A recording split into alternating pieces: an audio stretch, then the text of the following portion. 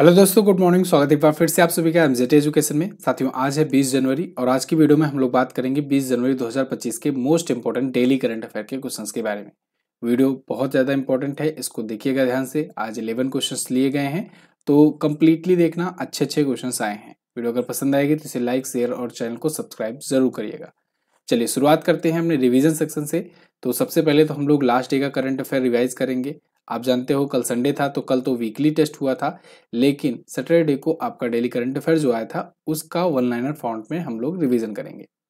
तो हम लोगों ने पढ़ा था 17 जनवरी को नागरिक नौसैन्य दिवस मनाया गया और भारतीय सेना ने इसे सेलिब्रेट किया। इसके अलावा महाकुंभ में प्लास्टिक मुक्त महाकुंभ बनाने के लिए एक अभियान शुरू किया गया, वन प्लेट वन बैग। इसे आरएसएस ने शुरू किया। और भारत सरकार ने 8वें वेतन आयोग के गठन को मंजूरी दे दी है। पीएम मोदी ने नई दिल्ली में भारत मोबिलिटी ग्लोबल एक्सपो 2025 का उद्घाटन किया है। इसके अलावा पीएम मोदी जनवरी 2025 में एशिया के दूसरे सबसे बड़े इस्कॉन मंदिर का भी उद्घाटन किए। नवी मुंबई में इसका उद्घाटन किया गया है। और अभी ओडिशा राज्य सरकार ने आपातकाल के दौरान जो कैदी बनाए गए थे, बंदी बनाए गए थे, उन सबको 20,000 रुपए पेंशन देने की घोषणा की है। विश्व भविष्य कौशल सूचकांक जारी किया गया। इसमें भारत को ओवरऑल 25वीं रैंक मिली। पहले स्थान पर यूनाइटेड किंगडम रहा। केंद्रीय गृह मंत्री अमित शाह जी ने 7 एयरपोर्ट पर फास्ट ट्रैक इमिग्रेशन सुविधा का शुभारंभ किए हुए हैं। ये 7 एयरपोर्ट में मुंबई, चेन्नई, कोलकाता, बेंगलुरु, हैदराबाद, कोचीन और अहमदाबाद हैं। और वहीं प्यूमा इंडिया की ब्रांड एम्बेसडर बनाई गई पीवी सिंधु और हायर एजुकेशन के लिए सेक्रेटरी बनाया गया है भारत का विनीत जोशी को। तो ये टॉप 10 करंट अफेयर के क्वेश्चंस थे लास्ट डे के डेली करंट अफेयर से। रिवीजन कर लिए हो, इसका क्विज और पीडीएफ भी प्राप्त कर लो। ये आपको मिलेगा एमजेटी ऐप पर। एमजेटी ऐप पर जाइए, बिल्कुल फ्री में पीडीएफ, फ्री में क्विज प्राप्त कर सकते हो। इसके अलावा बेस्ट ई बुक और हमारे वीडियो कोर्सेज भी आप यहाँ से प्राप्त कर सकते हो। चलिए देखते हैं पहला क्वेश्चन। आज का पहला क्वेश्चन है, हाल ही में पहला खो खो विश्व कप 2025 का खिताब किस देश की महिला टीम ने जीता? तो साथियों, अभी पहला महिला खो खो विश्व कप आयोजित किया गया और इसको जीत लिया है भारतीय महिला टीम ने। भारत की महिला टीम ने नेपाल की महिला टीम को हरा करके खो खो विश्व कप का खिताब जीत लिया है। देखो, खो खो विश्व कप भारत में ही हो रहा है और अभी महिलाओं वाला हुआ है, अब इसके बाद पुरुषों वाला होगा। तो महिलाओं वाला भारतीय महिला टीम ने जीत लिया है। पहली बार का ये आयोजित किया गया था, मतलब पहला ही संस्करण था। 13 से 19 जनवरी के बीच में आयोजित हुआ, इंदिरा गांधी इंडोर स्टेडियम नई दिल्ली में। और इसका शुभंकर पूछा जाएगा आपसे, मस्कट क्या था? मस्कट था तेजस और तारा। ठीक है। अच्छा, खो खो विश्व कप आयोजित तो किया जा रहा है, इसको प्रमोट करने के लिए ब्रांड एम्बेसडर बनाया गया है सलमान खान को। ये क्वेश्चन मैं बता चुका हूं आपको पहले भी। Kho kho federation of India के अध्यक्ष हैं सुधांशु मित्तल। ठीक है। खो खो जैसे गेम को भारत चाह रहा है बढ़ावा देना। क्यों? क्योंकि भारत ऐसे गेम्स जो अपने, जिसमें भारत की अच्छी खासी मजबूत पकड़ है, इसको ले जाना चाहता है ओलंपिक स्तर पर और 2036 तक इनको शामिल भी करा लेना चाहता है। क्योंकि 2036 में भारत लगा हुआ है, पूरी कोशिश में है भारत की 2036 की ओलंपिक की मेजबानी भारत को मिल जाए, है ना। अभी मिली नहीं है, लेकिन उम्मीद है। तो अगर मिलता है और ऐसे 2-4 गेम अपने इसमें शामिल हो जाते हैं, जैसे आप देखो योगा को भी शामिल करने पर लगा हुआ है भारत, खो खो को, ऐसे गेम्स अगर शामिल होते हैं तो भारत की मेडल आने की उम्मीद और ज्यादा हो जाएगी, है ना। वैसे एक अपडेट के लिए बता दूं कि भारतीय पुरुष टीम ने भी ये वर्ल्ड कप जीत लिया है और नेपाल को ही हराकर जीता है, लेकिन उसको मैं अगले दिन के क्वेश्चन में लूंगा। क्योंकि अलग अलग से जब दोनों क्वेश्चन रहेगा तब आप अच्छे तरीके से उसको क्विज, पीडीएफ या हर जगह पर प्राप्त करोगे और रिवीजन बार बार आपका होता रहेगा। ठीक है ना। क्या होता है कि जब बाद में आप एग्जाम दे करके आते हो और जब कई बार मैं 2 क्वेश्चन एक ही क्वेश्चन में बता दिया रहता हूँ, तो आप ढूंढते हो, कहते हो ये वाला तो पढ़ाया नहीं गया, वो वाला पढ़ाया नहीं गया। इसीलिए दोनों क्वेश्चन अलग अलग लिया जाएगा। ठीक है। चलिए अगला देखते हैं। हाल ही में किसको पंजाब नेशनल बैंक का नया सीईओ और एमडी नियुक्त किया गया है? तो पंजाब नेशनल बैंक आप जानते हो एक सरकारी बैंक है। भारत में टोटल 12 सरकारी बैंकें हैं। 12 सरकारी बैंकें मतलब पब्लिक सेक्टर की बैंक है, पीएसबी है। इनमें से एक है पंजाब नेशनल बैंक। तो इसके नए एमडी और सीईओ नियुक्त किए गए हैं अब अशोक चंद्रा। अशोक चंद्रा आएंगे अतुल कुमार गोयल के स्थान पर। अभी तक अतुल कुमार गोयल जी थे, अब अशोक चंद्रा होंगे नए चीफ एग्जीक्यूटिव ऑफिसर और मैनेजिंग डायरेक्टर। 16 जनवरी से इनका कार्यकाल शुरू हो रहा है और अगले 3 वर्षों तक इनका कार्यकाल होगा। इससे पहले ये केनरा बैंक में कार्यकारी निदेशक, एग्जीक्यूटिव डायरेक्टर के रूप में काम कर चुके हैं। पंजाब नेशनल बैंक की बात करें साथियों तो ये भारत की भारतीयों द्वारा स्थापित, पूर्णतया भारतीयों द्वारा स्थापित पहली बैंक थी। 1894 में इसकी स्थापना की गई थी। नई दिल्ली में हेडक्वार्टर है। अशोक चंद्रा इसके एमडी और सीईओ हैं। संस्थापक इसके लाला लाजपत राय जी, दयाल सिंह मजीठिया वगैरह थे। ठीक है, अगला देखते हैं। हाल ही में किस देश ने दुनिया का सबसे शक्तिशाली हाइड्रोजन ट्रेन इंजन विकसित किया है? तो दुनिया का सबसे पावरफुल हाइड्रोजन ट्रेन इंजन दोस्तों भारत ने विकसित करने का क्लेम किया है। यहाँ पर आप देखिए article, India made hydrogen fuel train engine more powerful than other. दुनिया में किसी से भी ज्यादा पावरफुल हम लोग अपना बना रहे हैं हाइड्रोजन इंजन। और ये हाइड्रोजन ट्रेन इंजन जो होगा हाइड्रोजन फ्यूल से चलेगा। हाइड्रोजन को आप जानते हो फ्यूचर फ्यूल भी कहा जाता था। क्यों कहा जाता है? क्योंकि ये जीरो कार्बन एमिशन वाला होता है फ्यूल। अभी तक हम लोग इसको क्यों नहीं बना पाए? क्योंकि इसको कंट्रोल करना नॉट एन इजी टास्क। ये बहुत टफ होता है कि इसको कैसे कंट्रोल किया जाए, क्योंकि इसकी ज्वलनशीलता बहुत ज्यादा होती है। तो इसीलिए अब धीरे धीरे दुनिया भर के देश जो है इसको विकसित करने पर लगे हुए हैं, है ना। और भारत ने हाइड्रोजन ट्रेन इंजन विकसित करके एक बहुत बड़ा, समझ लो कि ये उपलब्धि हासिल की है। इसका आउटपुट 1200 हॉर्स पावर का है और ईंधन से चलने वाला ट्रेन इंजन इस श्रेणी में भारत वाला सबसे शक्तिशाली माना जा रहा है। इससे पहले भी जर्मनी, चीन, फ्रांस, स्वीडन इन सब के पास हाइड्रोजन ट्रेन हैं, लेकिन पावरफुल की बात हो रही है तो भारत के पास सबसे पावरफुल वाला होगा। ठीक है ना। और भारत की पहली हाइड्रोजन संचालित ट्रेन जो है तमिलनाडु के इंटीग्रल कोच फैक्ट्री द्वारा विकसित की गई है। आगे आने वाले दिनों में इसका पहला ट्रायल भी किया जाएगा। हरियाणा में इसका पहला ट्रायल किया जाएगा जींद सोनीपत मार्ग में। ओके, अगला। हाल ही में किस भारतीय राज्य और सिंगापुर के बीच 8 समझौतों पर हस्ताक्षर हुआ है? तो अभी सिंगापुर के राष्ट्रपति भारतीय दौरे पर आए थे। इस दौरान बहुत सारी चीजें हुई। पीएम मोदी से भी उन्होंने मुलाकात की। यहाँ पर ओडिशा के बीच में 8 समझौतों पर हस्ताक्षर हुए हैं। तो ये देखिए, प्रेसिडेंट के 2 डे विजिट पर ये ओडिशा ने डील की हुई है। एमओयू पर साइन हुआ है, मेमोरेंडम ऑफ अंडरस्टैंडिंग पर साइन हुआ है। इसमें कौशल विकास, ग्रीन एनर्जी, इसके अलावा इंडस्ट्रियल पार्क, इन सब से रिलेटेड समझौते हुए हैं। उड़ीसा के मुख्यमंत्री मोहन चरण मांझी और सिंगापुर के राष्ट्रपति थरमन शानमुगारत्नम के बीच में ये समझौता हुआ है। ओके, सिंगापुर के बारे में अगर बात करें तो सिंगापुर की राजधानी सिंगापुर सिटी होती है और मुद्रा सिंगापुर डॉलर होता है। अगला, जनवरी 2025 में किस एजेंसी ने अंतरिक्ष में पौधों की वृद्धि का अध्ययन करने के लिए क्रॉप्स का परीक्षण किया है? तो क्रॉप्स का परीक्षण किया गया है साथियों इसरो के द्वारा, Indian space and research organisation के द्वारा। अंतरिक्ष में पौधों की वृद्धि का अध्ययन इसके जरिए किया जाएगा। एक्चुअली में भारतीय अंतरिक्ष एजेंसी ने ना, इसरो ने ना, लोबिया के बीज को वहां पर उगाया है, अंकुरित किया है सफलतापूर्वक अंतरिक्ष में, स्पेस में। ठीक है, लोबिया आप जानते हो सब्जी है, तो इसको सफलतापूर्वक वहां पर अंकुरित किया और इसी के जरिए अपने क्रॉप्स का परीक्षण भी कर लिया गया। क्रॉप्स का मतलब होता है compact research orbital plant studies. इसका बहुत बेनिफिट होने वाला है आगे आने वाले टाइम पर। क्यों, कैसे? देखिए, आप सुनते होंगे ना, सुनीता विलियम्स जो है ये इंटरनेशनल स्पेस स्टेशन में बैठी हुई हैं, फंस गई हैं, है ना। गई तो थी कुछ ही दिन के लिए, लेकिन वहां पर अटक गई। उनका जो यान था, अंतरिक्ष यान, वो फंस गया, खराब हो गया था, तो इस वजह से वो अटकी हुई हैं। अब क्या होता है ना कि स्पेस वगैरह में जाने के लिए लिमिटेड फूड, लिमिटेड चीजें दी जाती हैं कि भाई यही इतना लिमिटेड सामान है, इतने दिन की सामग्री है, इतने दिन ही मैक्सिमम आपको वहां पर रुकना है। लेकिन ऐसी अगर सिचुएशन आ जाए कि आपका अंतरिक्ष यान खराब हो गया, आप ज्यादा दिन रुकना है आपको, तब क्या होगा? वहां पर तो कोई जाएगा नहीं भाई, स्विगी जोमेटो वाले, है ना। तो क्या होता है कि अगर आपके पास कुछ ऐसी टेक्नोलॉजी है कि आप वहां पर भी कुछ चीजें उगा सको, तो फिर एक बहुत बड़ा बेनिफिट हो सकता है। तो अगर मान लो हम लोगों ने अभी जैसे लोबिया के बीज का वहां परीक्षण किया है, वहां पर अंतरिक्ष में उगा करके, तो आने वाले दिनों में हम लोग भी तो करने वाले हैं, चंद्रमा मिशन करने वाले हैं। 2035 तक अपना खुद का स्पेस स्टेशन स्थापित करेंगे, भारत अंतरिक्ष स्टेशन। तो वो जो होगा तो वहां पर भी अपने अंतरिक्ष यात्री जाएंगे। खुदा न खास्ता कभी न कभी कुछ अगर ऐसा हो जाए, कुछ अंतरिक्ष यान में खराबी आ जाए, ज्यादा दिनों तक रुकना पड़ जाए, तो ऐसी टेक्नोलॉजी ही काम आएगी। सब्जी वगैरह उगा के वहां पर खेती करेंगे बढ़िया आराम से, क्या दिक्कत है। 15 अगस्त 1969 में इसकी स्थापना हुई थी इसरो की, बेंगलुरु में हेडक्वार्टर है। अभी नए नए अध्यक्ष बने हैं वी नारायणन साहब, इनका नाम आपको याद रखना है। अच्छा, मुझे कमेंट करके बताओ कि अभी इसरो ने स्पार्डेक्स मिशन किया है, उस स्पार्डेक्स मिशन के लिए जो रॉकेट लॉन्च किया गया था वो रॉकेट कौन सा था? कमेंट करके बताइए। अगला, जनवरी 2025 में कहां पर विश्व का सबसे बड़ा महामृत्युंजय यंत्र स्थापित किया गया? तो साथियों, दुनिया का सबसे बड़ा महामृत्युंजय यंत्र अभी प्रयागराज में स्थापित किया गया है। प्रयागराज में कहां पर?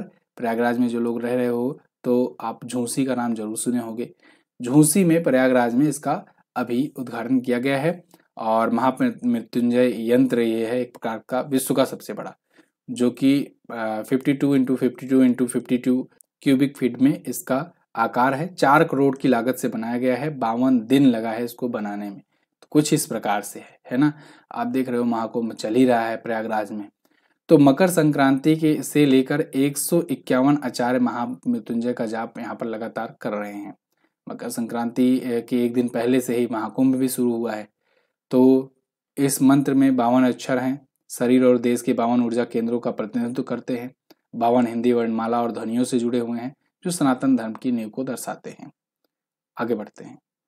तो उत्तर प्रदेश के बारे में बेसिक जानकारी तो आप जानते हो, जो लोग नए हैं वो स्क्रीनशॉट ले लें। आगे बढ़ते हैं हम लोग। अच्छा, एक और जरूरी बात कि देखो, जिन्होंने अभी तक बुक नहीं ऑर्डर किया है, भाई बुक जरूर ऑर्डर करो। 2025 में आप किसी भी एग्जाम की तैयारी करने जा रहे हो, एग्जाम देने जा रहे हो, तो आप समझ लो ये बुक आपके टेबल पर होनी ही चाहिए, क्योंकि यही एकमात्र ऐसी बुक है जहां पर 100% कवरेज की गारंटी दी जाती है। करंट अफेयर अगर आएगा तो इस बुक से बाहर नहीं आएगा।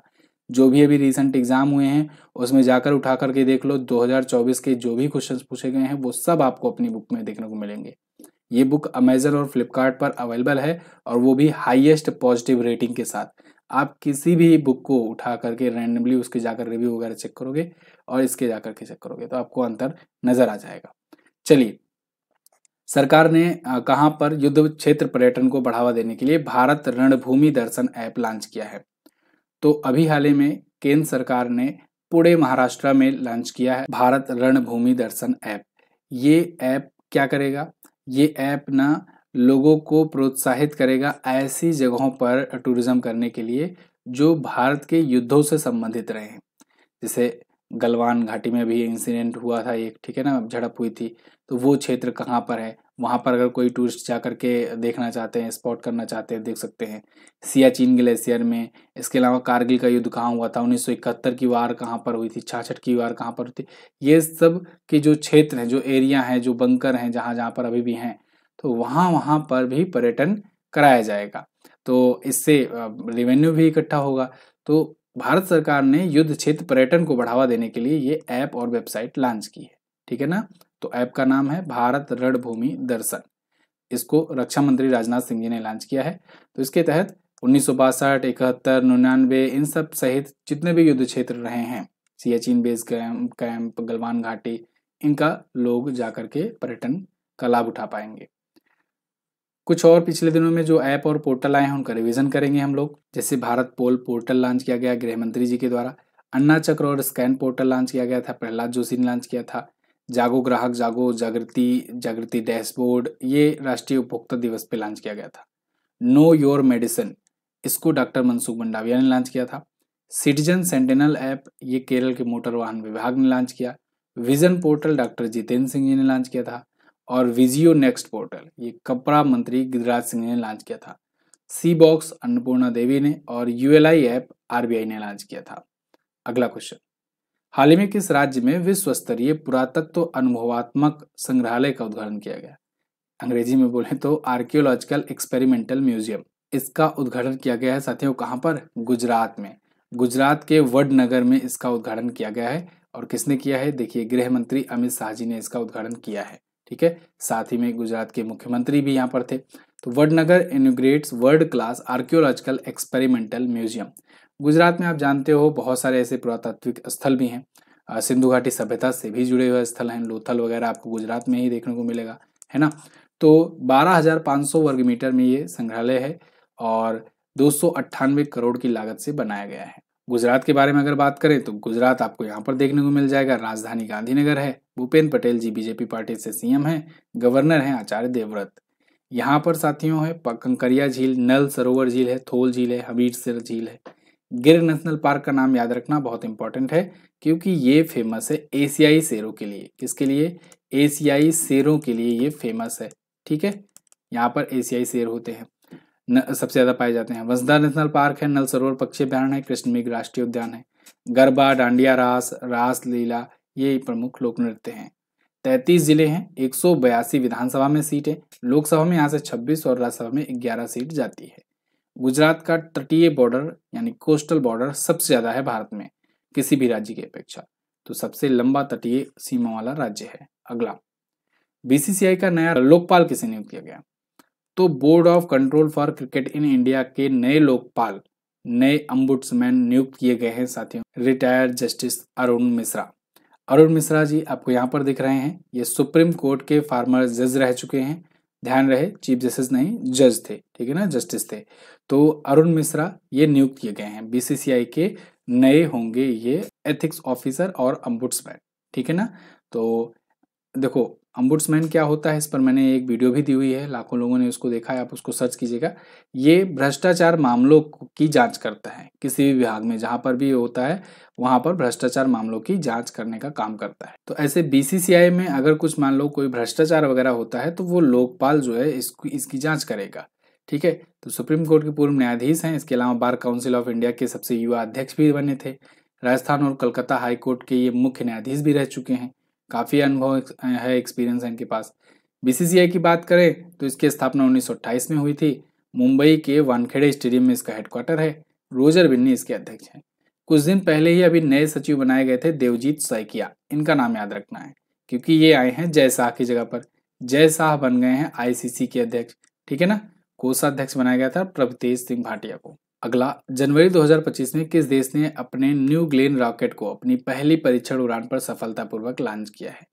तो न्यू ग्लेन रॉकेट जो है ये ब्लू ओरिजिन का है, और कुछ दिन पहले ही मैंने आपको इसके बारे में बताया भी था वैसे कि न्यू ग्लेन रॉकेट जो है इसका लॉन्च होने वाला है, ग्लेन रॉकेट एक्चुअली में। तो ये ब्लू ओरिजिन कंपनी का है। ब्लू ओरिजिन कंपनी अमेजन के फाउंडर जेफ बेजोस की कंपनी है, स्पेस कंपनी है।